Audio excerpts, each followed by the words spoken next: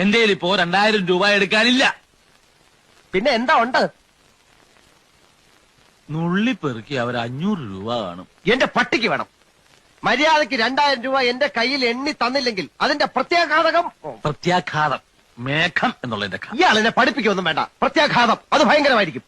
എന്തും നേരിടാൻ തയ്യാറായിട്ട് തന്നെയായി ഈ നാടകത്തിൽ ഇറങ്ങിത്തിരിച്ചിരിക്കുന്നത്. ഒരുമാതിരി പല തന്തയ്ക്ക് പറഞ്ഞ പരിപാടി എന്റെ അടുത്ത് കാണിക്കരുത്. തൽക്കാലം പല തന്തയുണ്ടെന്ന് വിചാരിച്ചേക്കാം. ഇയാള് ഞാൻ പോവാന്ന്. അതെ, കുറച്ച് പതുക്കെ പറഞ്ഞാലും കേൾക്കാം. പിന്നെന്താ ഞെട്ടാത്തത്? സാധാരണ ഇത്ര നിസ്സാര കാര്യങ്ങൾക്ക് ഞാൻ ഞെട്ടാറില്ല. ഓഹോ, പിന്നെ ഞാനങ്ങനെ വെറുതെ പോകുന്നൊന്നും വിചാരിക്കണ്ട. ഈ വിവരം മുഴുവൻ ആ മൂപ്പിലാനെ കണ്ട് ധരിപ്പിച്ചിട്ടാ ഞാൻ പോവും. ഒരു ചാൻസ് കൂടെ തരാം. 250 250 ഉറപ്പിക്കുന്നോ? രണ്ടുപേരോടും കൂടെ ചോദിക്കുന്നത്. എടോ, തനിക്ക് നാണമില്ലേണോ?